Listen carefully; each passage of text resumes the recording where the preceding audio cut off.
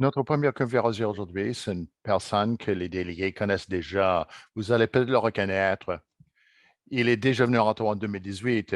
On est ravis, actuellement PDG, Rontal, société privée qui se spécialise dans les grands projets mondiaux de transformation numérique, de la jeunesse de grappes durables et dans les pays en développement, et l'élaboration de solutions générales dans les domaines de transport intelligent et de l'aéronautique.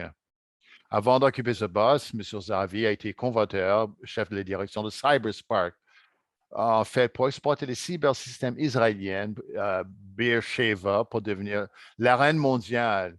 Donc, c'est une réalisation sans précédent en termes d'innovation et potentiel. En 2014, il est cofondé Global Epic, une communauté mondiale de cyberécosystèmes rassemblant plus de 27 pôles, d'où jusqu'à très récemment, il était le président, en fait, de.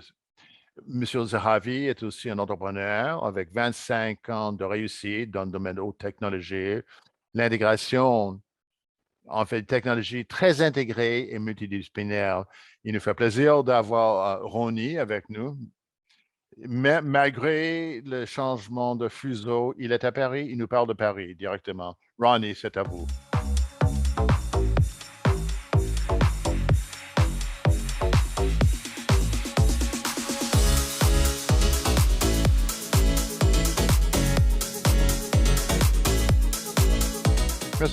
Merci beaucoup, Kathleen. Un plaisir pour moi d'être encore avec vous. En fait, et merci beaucoup en fait, d'avoir présenté mes réalisations. Mais je suis content de revenir, de vous parler et de partager mes expériences, mes idées et comment je travaille sur la création d'écosystèmes et sur des écosystèmes de sécurité. Je vais vous parler de mon expérience, CyberSpark aussi, Cyber que j'ai fondé. Et ça va de l'exemple que je vais citer avant d'arriver à mon objectif. Mais je pense que c'est le bon exemple pour comment mettre sur pied un bon écosystème de cybersécurité. Et qu'est-ce que ça veut dire? Quels sont les avantages? Quels sont les défis de créer un bon un écosystème à l'échelle mondiale? Nous avons plus d'une trentaine d'écosystèmes en œuvre maintenant. C'est une très bonne nouvelle. Je ne parle pas parler, en fait, de cybersécurité en tant que telle, mais j'aimerais quand même ici, il y a deux éléments quand même, c'est-à-dire que la cybersécurité, c'est quelque chose que dans tous les pays doivent se consacrer plus à la gestion de ce risque. Et plus que nous examinons c'est les risques, surtout quand nous sommes en robotique, quand les techniques d'automatisation, en fait, dans le domaine de la santé, de quel que soit le domaine, il y a de plus en plus d'intelligence artificielle. Donc, cybersécurité devient essentielle. On ne peut pas s'en passer, en fait, pour travailler avec toutes ces nouvelles technologies. Et ici, et c'est encore une vraie question de confiance. C'est toujours la confiance. C'est la confiance qui est essentielle. Et moi, j'aimerais noter ici dans notre la société mobile, et peut-être même depuis longtemps, dit, il y a toujours une entente non écrite entre les fournisseurs de services, fabricants de produits et les consommateurs. Et quand on pense à quelque chose qui, un exemple, j'achète une bouteille de lait, date d'échéance, date d'expiration, et quand vous pensez l'industrie 4.0, les changements 4.0, et on la change aujourd'hui, mais c'est comme la bouteille de lait. Mais à un moment donné, quelqu'un va pénétrer, il va peut-être, et peut-être il va changer de date. Il va s'imaginer ça pour dire si ce que fondamentalement, ça fausse les données, ça fausse, et puis ça endommage la confiance. Parce que les gens qui achètent une bouteille de lait, qu'on a dit que ce fabricant, qu'ils ont le meilleur lait, mais si on change de date et puis on fausse la date, et depuis quelques années, ce qui est arrivé, au lieu d'avoir des fournisseurs, les utilisateurs, nous avons aussi le nuage. Le nuage, c'est une zone de danger, pleine de dangers. Pour améliorer la productivité des entreprises, des effectifs et d'avoir. On aimerait que tout soit sur le nuage. Mais une fois cela fait, Il y a d'autres participants qui sont sur le nuage et ils commencent. Donc, cybersécurité est devenu important à ce moment-là, incontournable, en fait, sur tout ce que nous faisons. Et pourquoi? Quel est le rapport à notre sujet aujourd'hui? Et comment est-ce qu'on peut mesurer? Est-ce qu'on peut développer un véritable écosystème, véritable cybersécurité? Et puis, le concept, c'est que l'écosystème doit être durable. Il doit être durable. Il doit être quelque chose qui va être pérenne, qui va durer. Rappelez-vous, quand je vous parlais aussi, Paul me parlait d'un caractère pérenne, et l'autre chose, c'est les capacités. Pour créer un pôle de cybersécurité, il faut réunir les participants, participants. Et CyberSpark, je vais vous montrer comment nous l'avons fait. On faut amener l'universitaire, l'industrie, le gouvernement, les entrepreneurs, les innovateurs. Il faut les rassembler autour de la table pour qu'ils travaillent ensemble, qu'ils s'entendent. Et c'est pas facile, c'est-à-dire qu'on parle des chats, essayer de ramasser les chats parce que leurs intérêts sont différents, leurs perspectives sont différentes. Et on le soustrait. Et si vous faites la soustraction d'une composante, et ça change le rapport. Ce qu'on cherche à réaliser, excusez-moi, et le réseau, et c'est très important pour, en fait, assurer le caractère pérenne d'avoir tous les parties prenantes. Un exemple très simple. On développe le capital humain dans une région, dans un pays ou du monde. Le capital humain finit ses compétences, acquis les compétences. Mais ça, ils n'ont pas la place de travailler avec leurs compétences, ils vont quitter, ils vont aller ailleurs s'ils ne sont pas capables d'utiliser ce qu'ils ont acquis. Et donc, c'est un peu une perte de l'investissement si vous avez de l'information sur le personnel. Donc, pour garder votre capital humain, comment est-ce qu'on peut faire d'une manière pérenne? Que chaque investissement en formation, ça va nous ramener ou ça va nous permettre d'avancer et d'aller aux prochaines étapes, aller au prochain stade. Et donc, c'est un autre élément critique. L'autre chose, c'est sûr qu'il y a des développements dans différentes régions. On va former les personnes qui sont dans la région et qui restent dans la région. Il y a une tendance aujourd'hui d'investir. En fait, des développements régionaux hors capitale. Pensez à Ottawa, à Toronto, les grands centres canadiens. À Ottawa, il y a beaucoup d'innovations dans les universités à Toronto, à Ottawa, à Québec. Mais les autres régions, s'ils sont hors piste, en périphérie, comment est-ce qu'on peut utiliser les écosystèmes en périphérie pour soulever l'économie, l'acquisition de compétences? Parce que ces gens vont aller vers la ville capitale, et presque dans tous les pays. C'est ça. Donc, il y a une pénurie dans les régions éloignées. Donc, on appelle ça off-capital, non seulement, c'est-à-dire hors capitale, tous les lieux entourants, ceux qui sont, en fait, il faut avoir un système pérenne, durable, et que ça soit bien réparti. C'est un souhait général, c'est de créer la richesse. Et la cybersécurité va protéger la création de richesse. La cybersécurité, c'est notre discussion aujourd'hui, mais le même concept s'applique au domaine de la santé, technologie alimentaire, agricole. Ce n'est pas uniquement limité à la cybersécurité, mais le concept est tout pareil.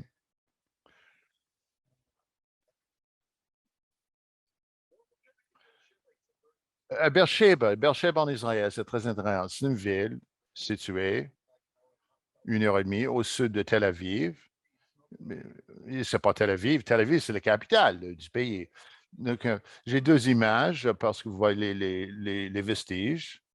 C'est une des plus anciennes villes du monde. C'est nommé dans la Bible. Abraham a vécu dans cette région. peut-être la première, en fait, c'est Abraham, mais peut-être la première entente historique. À gauche, en bas, c'est aujourd'hui une image. Aujourd'hui, qu'est-ce que, en fait, ça, c'est notre centre de cybersécurité. Et l'histoire. Beersheba, il y, a, il y avait une université depuis longtemps, et ça a commencé comme une université, avait déjà développé un centre de recherche dans cette université. Lorsque le gouvernement d'Israël a dit, c'est quoi la meilleure place pour établir et centrer en fait notre pôle ou le capital de la cybersécurité naturellement, c'est on l'a lié avec l'université de Beersheba, où le centre de recherche a été déjà établi et était déjà fonctionnel. Ensuite, comme vous le savez, en Israël, oui, ben, parce que les services militaires sont obligatoires. Donc, beaucoup de nos chercheurs commencent leur carrière en un service militaire. Ils ont de la formation et en conséquence, le gouvernement israélien a décidé d'éloigner tous ces centres de Tel Aviv. Donc, on va tout près de l'université qui est Beersheba. Et ça devient le supernova. Le supernova, c'est un rassemblement de composants critiques de l'industrie. Premier, la recherche, nous avons déjà parlé, et la question de capital. Nous avons une source de capital humain. Les gens, il y a l'université, il y a le centre de recherche. C'était très bien pour l'industrie.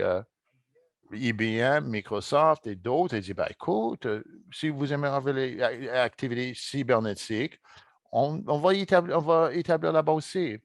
Parce que nous avons les compétences, nous avons les technologies. En 2013, des grandes industries ont commencé à s'établir. JDP, c'est un investissement, en fait, dans les startups. C'est notre premier incubateur en cybersécurité à Beersheba, 2013. Mais chaque entité, chaque personne morale, fonctionnaire, dans une bulle, en bulle, mais sans rapport, sans lien. J'avais le privilège d'être là au bon moment, à la bonne place. Et on m'a invité de voir, c'est une façon de créer des liens entre ces grandes entreprises. Donc, j'ai créé un seul organe et ça fonctionnait malgré les différences commerciales, entrepreneuriales. Nous avons commencé à créer CyberSpark ensuite, l'étincelle cybernétique.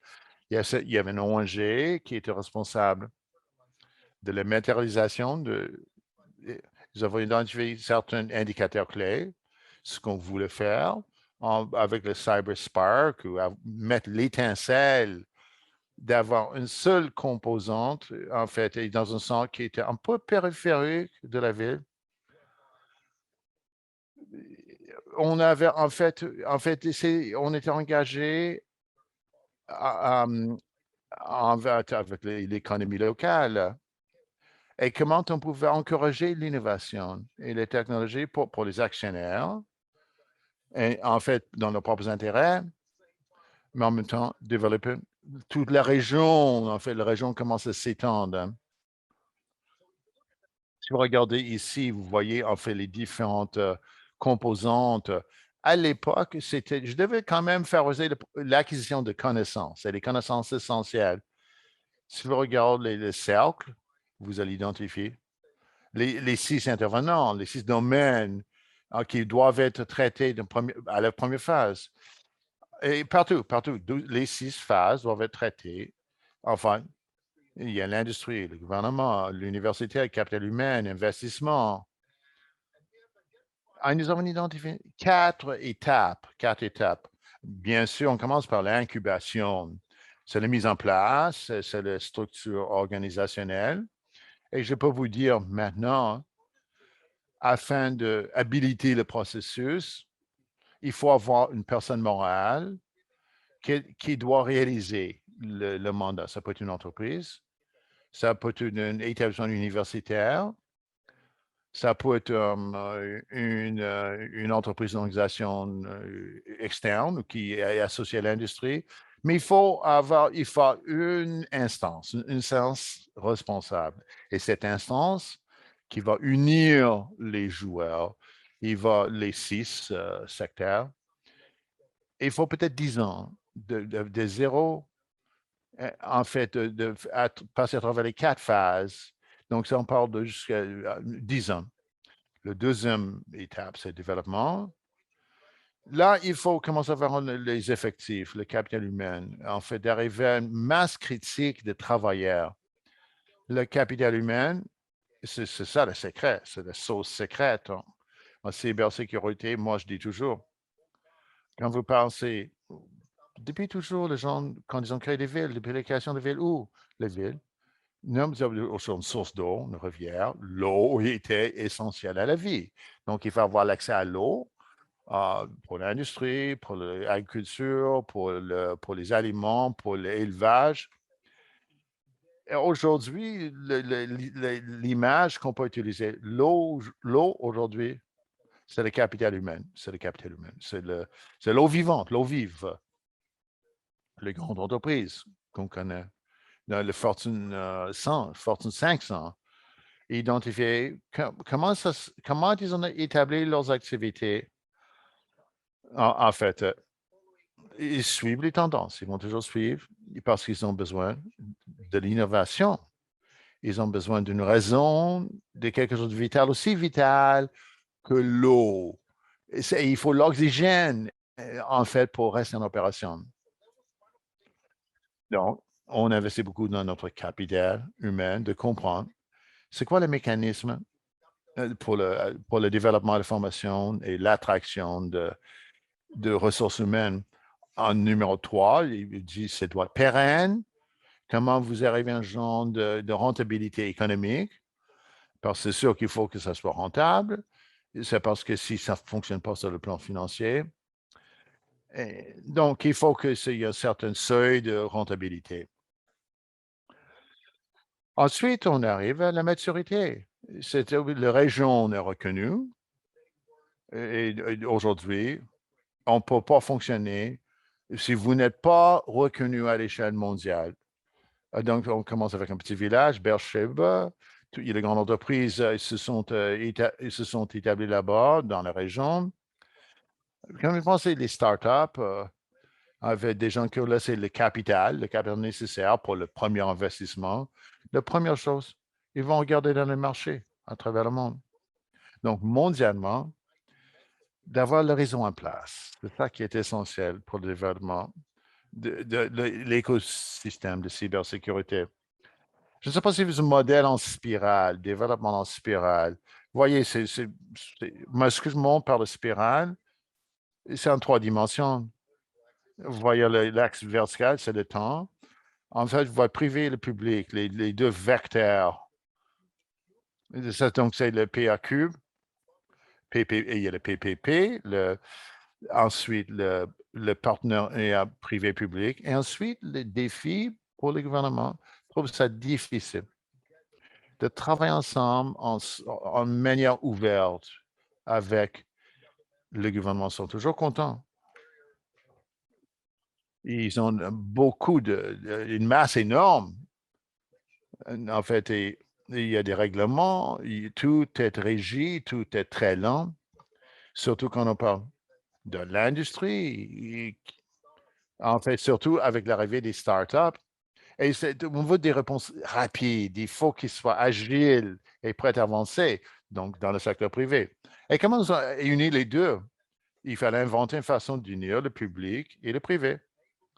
Et c'est de donner une force qui permette au gouvernement de travailler avec l'entreprise. Et, ce que j'ai fait, c'était pas le modèle en spirale. C'est ça que j'ai dit, où j'ai à chaque étape de zéro jusqu'à maturité, les 4 étapes. Comment ça se fait à chaque étape? C'est quoi le bon moment d'inviter l'industrie? Et aussi le bon temps pour investir dans le capital humain à chaque étape amène vers l'autre. Et chaque fois, ça s'élargit. L'anneau s'étend. Donc, c'est ça, spirale. Donc, vous montez dans le temps et vous étendez votre engagement des parties prenantes. Vous attirez plus d'investissement, vous développez plus de personnel. En fait, vous arrivez à un centre de gravité avec les gens de l'industrie, les investissements. En fait, tout est mesuré. Et c'est comme, en fait, et plus qu'il y a de croissance, l'effet de gravité commence à avoir un effet. L'effet de gravité, en fait, devient l'attraction par gravité, attire d'autres entreprises. Donc, on attire d'autres.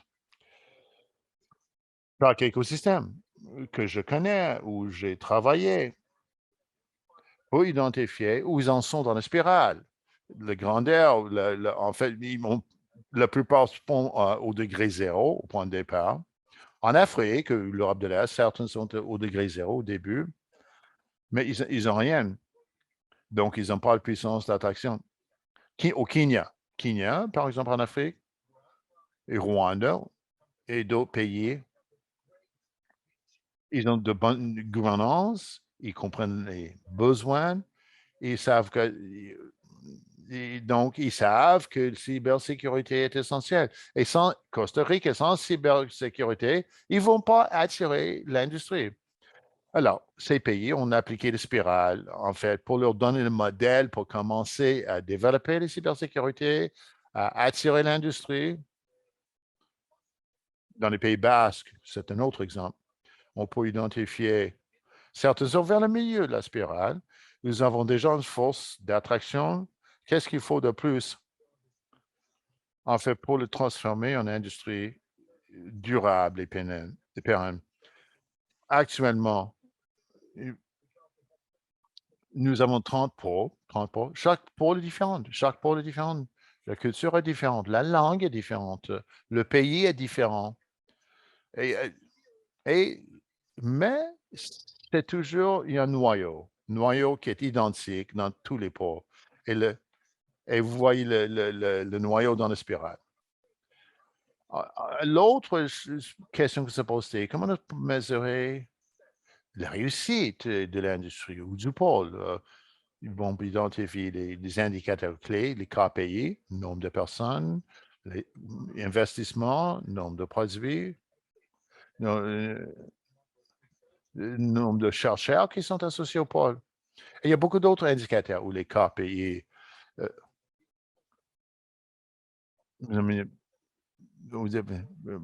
c'est sûr.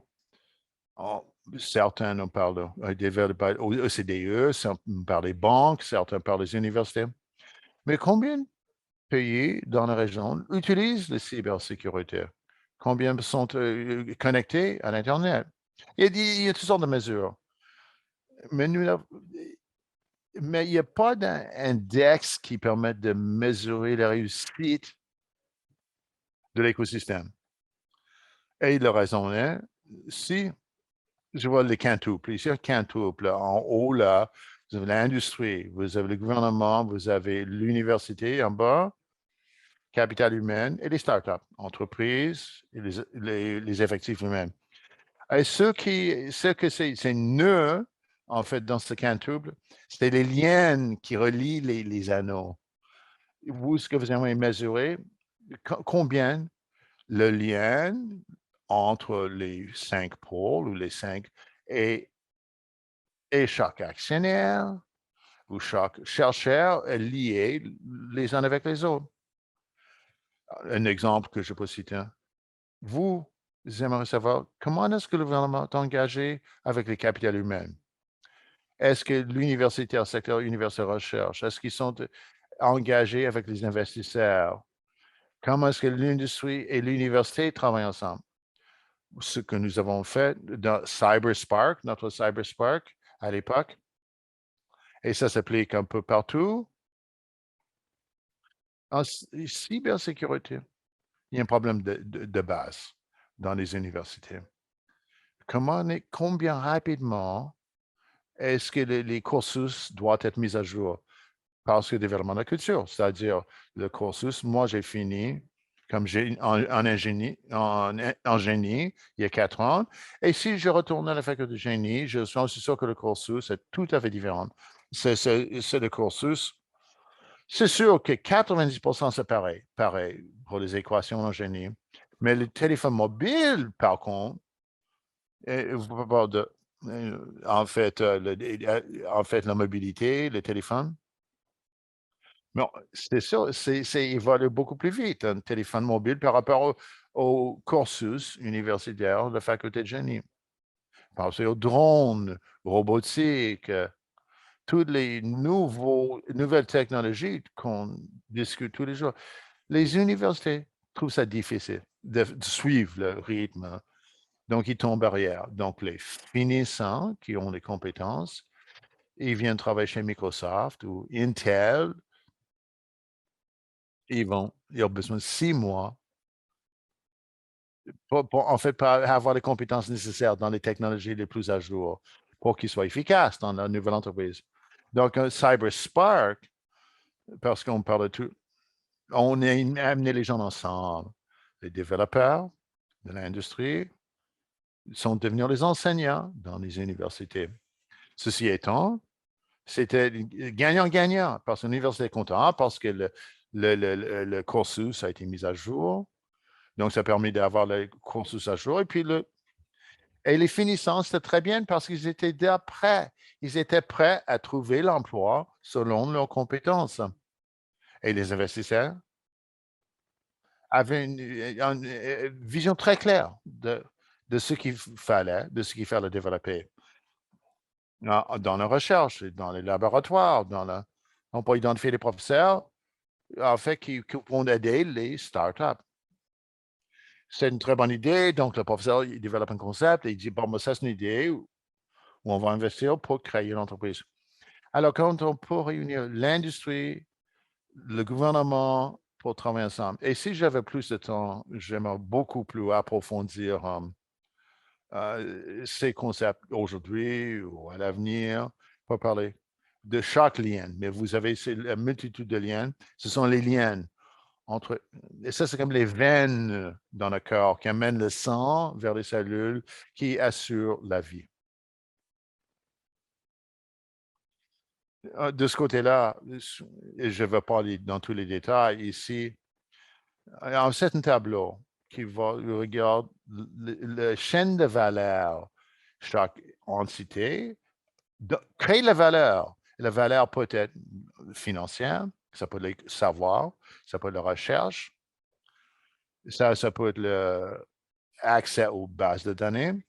Chacun doit être capable de jouir, d'avoir jouissance de la valeur. Bon, premièrement, vous devez créer la valeur dans tous les écosystèmes. Donc, et s'il n'y a pas de valeur, ce n'est pas pérenne. Donc, tout le monde contribue, fait sa part, qu'on donne quelque chose, et c'est du donnant-donnant. Donc, en bout de jour, donc ça va amener à la création de richesse. Donc, on voit que tout est lié.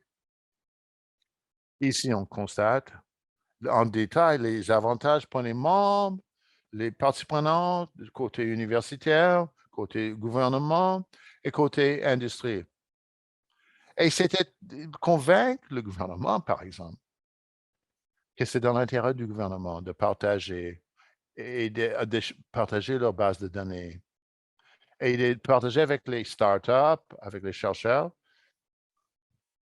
C'est sûr, il y a des questions de vie privée, confidentialité, parce que le gouvernement, c'était difficile pour le gouvernement parce qu'ils sont responsables de la réglementation.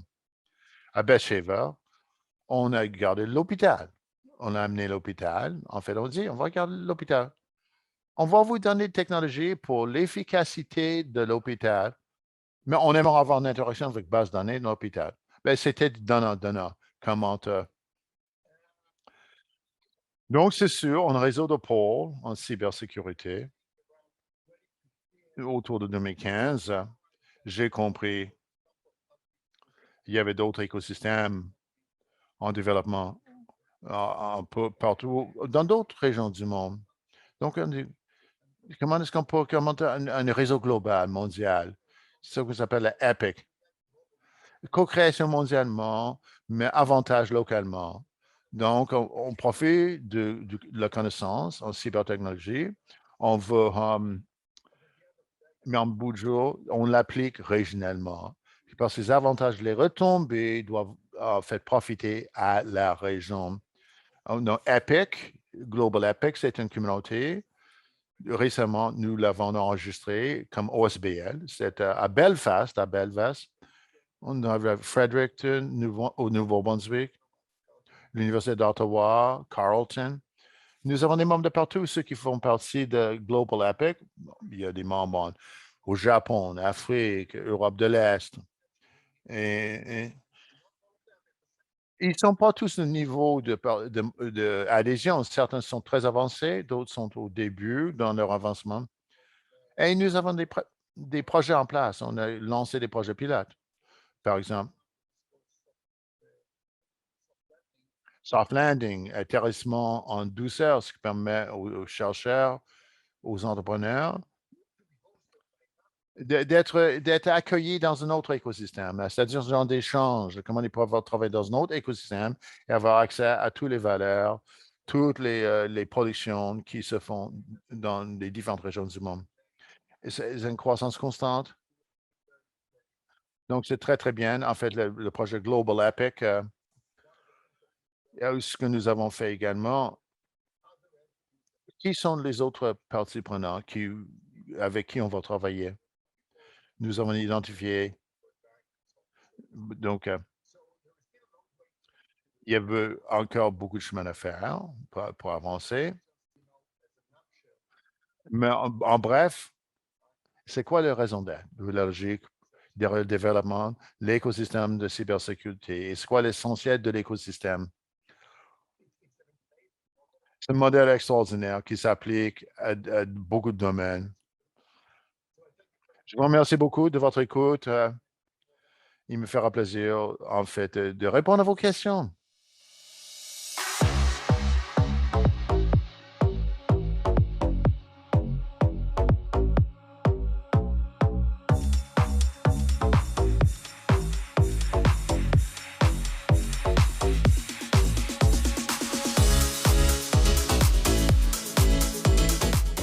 Merci beaucoup, Ronnie. C'était vraiment riche. Et c'est vraiment beaucoup riche en informations et j'encourage les participants à poser des questions par le chat. J'ai quelques questions pour partir la balle. Parler de CyberSpark, le cyber étincelle et la concentration de talents à Beersheba. Dans la question, vous avez parlé au Canada, aussi des pôles, l'Institut canadien pour la cybersécurité, l'Université du Nouveau-Brunswick, il y a Rogers Cadlizer à Toronto avec Charles Findlay, St. Carleton, Serene Risk à Montréal. Mais c'est quoi l'importance de la concentration géographique pour le succès du pôle? Très important, très, très, très important. Le CyberSpark, ce qui a contribué à la réussite de CyberSpark, c'est parce qu'on était dans la même région, en fait, le même campus. Et ça peut être, ça veut dire à proximité de l'université ou du centre de recherche. Parce qu'en bout de ligne, en fait, réunir les chercheurs universitaires, les entrepreneurs, les grandes entreprises comme IBM et le gouvernement. Donc, pour l'échange d'idées, doit discuter de ce qu'on peut faire. Un très bon exemple. Le gouvernement, pour le gouvernement de l'Israël, ce qu'on a proposé à l'époque,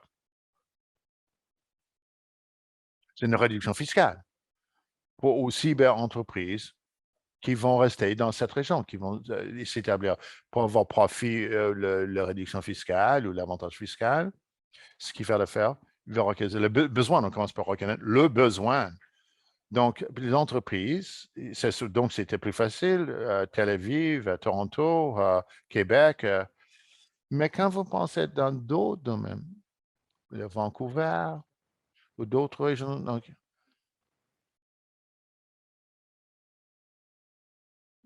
IBM ne va pas nécessairement s'établir dans d'autres régions, près d'autres villes.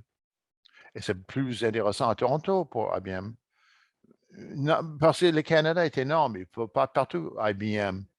Alors, comme ce concept, on peut le traduire dans les régions de gouvernement, s'asseoir autour de la table avec les startups, avec les entreprises, pour comprendre leurs besoins et comprendre qu'est-ce qu'ils peuvent faire pour assurer les opérations, pour le lancement. Premièrement, ils vont entendre l'expérience, ce qu'il faut faire. Le gouvernement va entendre et doit écouter, doit penser à ce qui est innovateur. Normalement, le gouvernement très conventionnel, il se voit comme régulateur et c'est pas facile d'adopter de nouvelles approches ou de nouvelles démarches ou de nouvelles idées pour changer les réalités. Mais quand on les met ensemble autour de la même table, le capital à risque, par exemple, avec les startups, on va dire, on cherche des jeunes, on n'a pas d'ingénieurs, on n'a pas de développeurs informatiques. Elle dit, ben, il y a beaucoup de talents dans la région qui est formé par l'université, mais il faut l'écosystème. Ils ne vont pas rester en région. Ils vont aller vers les grandes villes, les grands centres urbains, Ottawa. On veut qu'ils restent en région. Pour y faire, pour les garder, il faut penser, mais comment on peut les attirer? C'est quoi l'intérêt? Et c'est seulement par la collaboration étroite, on finit par arriver à mettre le modèle en place. Merci beaucoup, Ronnie. Il y a une question. Présidente, PDG de Canarin. Jim a dit, nous avons les ingrédients. On peut faire votre modèle, mais c'est quoi la meilleure façon pour commencer la conversation, pour trouver l'alignement sur l'approche holistique que vous venez de décrire? Moi, je suis content de vous dire, je pense que la meilleure façon, et c'est Global APEC, devenir membre de Global APEC. Global APEC, c'est une communauté ouverte, vous donne la possibilité d'avoir tout le savoir, l'expérience agrégée, non seulement de CyberSpark, mais d'autres écosystèmes, d'écosystèmes qui sont membres de Global Epic. Il nous fera plaisir que d'autres régions se joignent à nous, peu importe l'étape de leur développement. Mais quand vous devenez membre, tout de suite, ils vont, juste en écoutant, vous allez profiter de l'expérience d'autres pôles, comment ils ont surmonté les obstacles, et ce qu'ils font au jour le jour. Et je pense que ce soit énormément avantageux. Merci beaucoup pour une autre question qui tombe à point nommé. Madame Corpy, Sarah, comment est-ce que l'émergence travail à distance change la dynamique, le télétravail, surtout quand on parle d'un pôle géographique? Est-ce qu'on peut faire un pôle virtuel? Oui, en 2020, c'est sûr, au début, on n'avait pas le choix. C'est vraiment, on n'avait pas le choix parce qu'il fallait faire à distance, mais en bout de ligne, c'est pas le même. C'est jamais le même. On ne peut pas faire de la recherche en ligne. On peut, on peut faire la formation du capital humain jusqu'à présent, mais on voit les personnes se réunissent au jour le jour. Et ce qu'on nous avons une solution hybride où les gens se rassemblent quelques jours par semaine, d'autres jours en ligne. Mais, le rassemblement physique, c'est important. Le sommet Belfast, Cybertech et Israël, nous avons des représentants, des membres de Global APEC qui vont se réunir pour échanger. On avait une semaine à Munich. On a un bulletin de nouvelles. Oui, nous avons une réunion une fois par mois par Zoom, mais il faut une fois, 2 fois par année pour venir être ensemble, pour être vraiment ensemble. Au moins une fois par année, mieux 2 fois. Donc, c'est la confiance aussi. Vous êtes ceux qui favorisent la confiance et vous avez dit combien c'est important d'avoir confiance entre les partenaires. Et si je peux ajouter aussi, comme je l'ai dit au début, tout le modèle, tout le concept s'applique à tous les domaines, tous les autres domaines. Moi, des gens qui viennent me voir, des écosystèmes en agricole, de transformation alimentaire, ils vont pas l'industrie. Ils veulent sortir le. Comment est-ce qu'on peut sortir de. Vous pouvez pratiquer les mêmes choses, modèle de capital humain, recherche universitaire, université, investissement. Et comment est-ce que vous définir les KPI pour la technologie agricole, transport, transformation alimentaire? La cybersécurité, c'est toujours une composante clé. ou dans le domaine de la santé, technologie de la santé. Vous avez besoin d'experts en cybersécurité pour faire de la technologie sanitaire. Sécurité, c'est l'école, c'est le lien, ce qui est lié.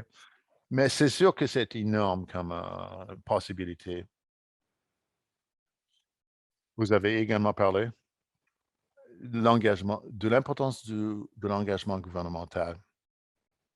On voit le gouvernement comme, en fait, le gouvernement plutôt conservateur, qui n'aime pas les risques, qui ne veulent pas dépenser les fonds des contribuables à quelque chose qui ne va pas nécessairement réussir.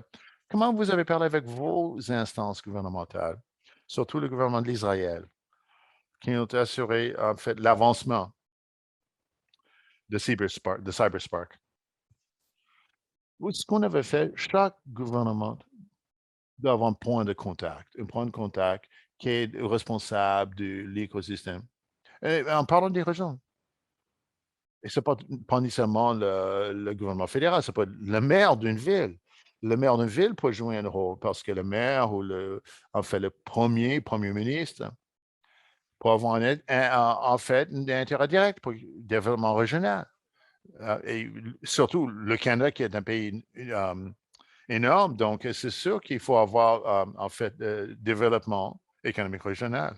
Et le gouvernement fédéral ne peut pas aller à tous les niveaux dans des régions spécifiques. Mais peut-être les villes, les municipalités, ce soit possible. Donc, la ville peut favoriser par l'adoption de règlements favorables au développement. Par exemple, ils vont poser des questions. Comment est-ce qu'on peut intégrer ces idées dans le système d'éducation? Tous les systèmes scolaires, en fait, l'éducation publique. Comment est-ce qu'on peut former pour l'innovation? Comment est-ce qu'on peut encourager l'innovation chez les jeunes? En fait, choisir les domaines de poursuite de carrière. Normalement, le système de l'éducation est aussi une partie prenante clé. Et c'est sûr que ça va faciliter l'investissement. Par exemple, le gouvernement dit, nous allons dépenser un certain montant d'argent. On va faire un investissement de contrepartie. Venez investir avec des startups. Nous allons faire une contribution, donner le fondement, ce qui devient l'incubateur pour attraction. Chaque fois investi, nous allons donner un montant égal. Et c'est comme ça que le gouvernement peut vraiment participer. Et il y a beaucoup de gouvernements qui sont prêts, sont enthousiastes. Et, et ils ne sont pas nécessairement le meneur, mais ils aiment quand même, en fait. Et je pense que le gouvernement sont ouverts à cette idée. Donc, il faut ministère de la Technologie, ministère de l'Innovation, et travailler avec les élus. Travailler avec les élus. Merci beaucoup. Le capital à risque aussi. C'est sûr qu'il n'y en a pas beaucoup de capital à risque pour les entreprises. Donc, on aimerait avoir plus en fait, cette source de capital. CyberSpark, c'est un exemple de la théorie de regroupement de grappes économiques. C'est sûr, en fait, Israël avec son succès dans l'industrie de la défense. Au Canada, ce sont les télécommunications. Est-ce qu'on peut voir ce succès sans la sensibilisation de la cybersécurité quand nous avons des modèles comme les télécommunications? Je pense que vous l'avez, c'est sûr. Quand on parle de communication, il faut parler de confidentialité, de cybersécurité, parce que c'est essentiel à toutes les communications. Israël, c'est sûr que nous avons des antécédents. Et dans notre système d'éducation, dès le très jeune âge, les jeunes israéliens, euh, en fait, ils sont encouragés à ne pas se laisser décourager par l'échec. Donc, l'échec, ce n'est pas un échec. C'est fréquent, ça arrive dans la vie. Et ça peut être profitable même. Donc, vous faites un échec. Et c'est très fréquent en Israël de commencer avec une personne qui va dire, j'ai été J'ai été une entreprise, j'avais cherché de l'argent, j'avais 5 milliards, et puis mais ensuite j'avais perdu. Et c'est une barrière dans beaucoup de places parce que l'échec est une barrière dans beaucoup de pays. Ils jugent l'échec et les gens ont peur de risque et dire ben, si j'échoue, je ne ferai jamais plus rien. Et c'est une question de culture et de l'éducation. Moi, je parle de l'arrivée en douce ou l'atterrissement en douce. Si vous avez des gens qui vont s'unir, il y a d'autres écosystèmes qui peuvent partager avec vous, qui ils vont vous dire oui, on a eu le même problème. Oui, ensuite, on a, on a communiqué avec d'autres et dit bon, ben, on va prendre le risque ensemble ou on va partager le risque. Vous avez le capital à risque qui va investir dans certaines régions parce qu'ils mais dans d'autres places, ils ne vont pas investir, mais ils vont dire que le gouvernement donne donc, si le gouvernement met de l'argent, c'est sûr, c'est plus facile pour les startups. Et ça peut changer. Donc, il y a façon de surmonter ces obstacles. Il y a des risques sérieux, c'est sûr, mais il y a des bonnes façons pour surmonter les risques, aller plus loin que les risques. Merci, Ronnie. Et le défi et l'industrie ont intérêt à court terme que l'université. C'est-à-dire, l'université est là pour long terme, mais l'industrie à court terme. Alors, c'est quoi la résolution? Long terme, court terme. Je l'ai dit au début. Il y a une ADN particulier à chacune des parties prenantes. C'est sûr, l'université, c'est la recherche. Le gouvernement, c'est la réglementation. C'est un ADN particulier. Donc, les différentes psychologies à chaque secteur. Et, mais quand vous les mettez ensemble, quand ils commencent avec un seul projet, ils surmontent ces différences psychologiques, ces différences ADN. Et c'est le modèle de spirale. Le succès amène au succès en spirale. Et parce que vous êtes toujours en train de renforcer la confiance. Parce que beaucoup de ces réalisations, ben, il y a beaucoup de scepticisme. Donc, on commence à CyberSpark nous a enseigné, on commence avec des petits projets, un seul projet. On définit les KPI, les indicateurs clés. Il faut travailler ensemble avec des. On commence à identifier, transformer le projet. Vous avez les KPI, ensuite vous avez les éléments livrables, et quand vous livrez les marchandises, ça augmente la confiance. Je l'ai dit, ça prend 10 ans. 10 ans, ce n'est pas du jour au lendemain. C'est ça que j'ai dit. Et tout, quand j'ai parlé du gouvernement, les réglementations, le système d'éducation, la culture, cela, ça prend son temps. Et ce n'est pas parce qu'on va le changer du jour au lendemain. Mais si vous mettez ça dans la tête, vous avez une vision et vous pouvez transformer ça en plan de travail, c'est tout à fait faisable. Et nous l'avons donné la preuve en Israël et dans beaucoup d'autres places aussi. Oui, beaucoup, Ronnie. Une autre question précise. C'est quoi les meilleures innovations que vous avez constatées, surtout du côté de CyberSpark pour les produits? Oh, il y a beaucoup, beaucoup. Je ne peux même plus les compter, en fait, les réalisations de CyberSpark. Certaines dans le domaine de santé, en fait, des bases de données sécurisées. C'est tout un défi. Tout le monde comprend l'importance de partager l'information, les dossiers médicaux, par exemple. En fait, on faut le partager avec les startups, en fait, pour délivrer les produits en santé et les chercheurs. Mais le problème de comment on va protéger les données privées. Il y avait deux entreprises de CyberSpark qui ont amené pour le partage des données sans risque de divulgation du propriétaire ou du détenteur, en fait, sans violer la vie privée des patients. C'est un exemple. FinTech aussi. en fait, pour le FinTech pour l'industrie de l'aviation. Il y a plus de 250 idées que nous avons développées. Il y en a beaucoup. Création de richesse, développement communautaire sont associés à ces bons produits. Il y a d'autres questions qui viennent du public. CyberSmart, Epic Global, est-ce qu'ils ont de croissance à une raison d'être qui est très claire? Et c'est quoi la raison d'être qui est très claire pour les deux? La raison d'être, c'est Global Ethics, c'est très clair, ça pourrait s'étendre à l'échelle mondiale. La raison d'être,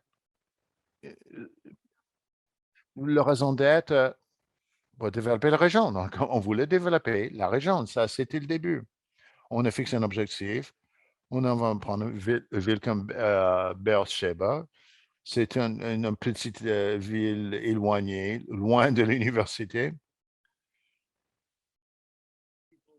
Au début, quand on a commencé, on disait, il y avait une petite université, Beersheba, haute technologie. Qu'est-ce qu'ils vont faire nos technologies là-bas? Mais ça a changé complètement.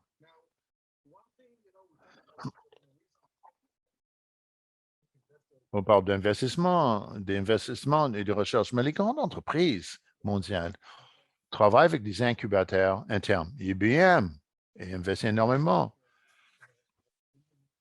pour les incubateurs et le développement d'idées et pour développer les jeunes talents. En fait, avec les hackathons. Donc, c'est les grandes entreprises qui ont été à une influence. Et c'est comme nous avons mesuré notre succès.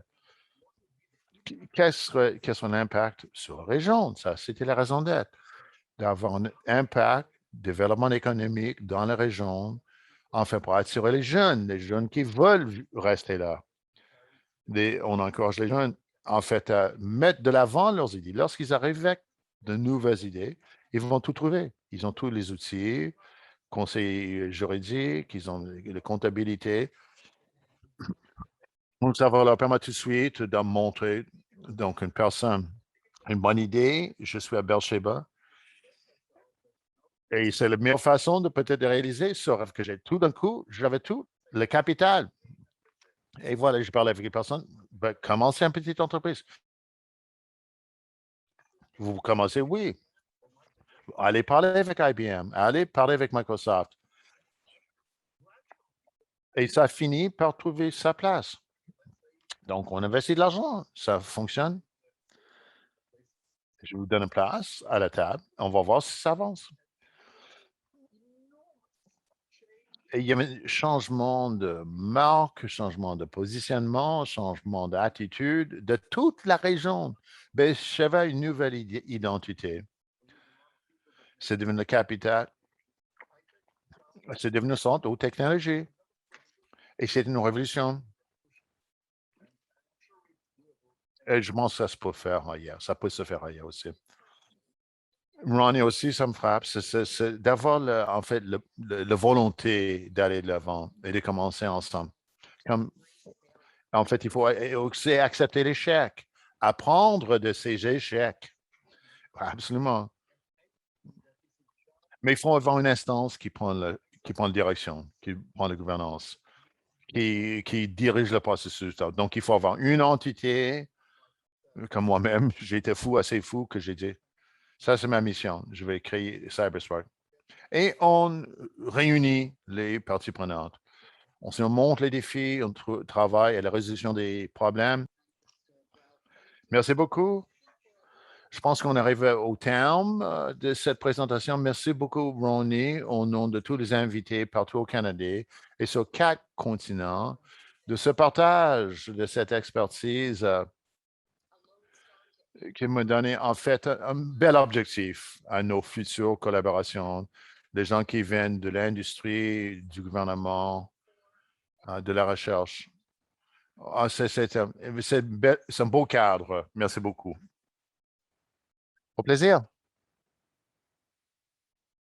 Et vous pouvez donner mes coordonnées aux personnes qui voudraient me contacter pour poser d'autres questions. Avec plaisir. Merci, Ronnie.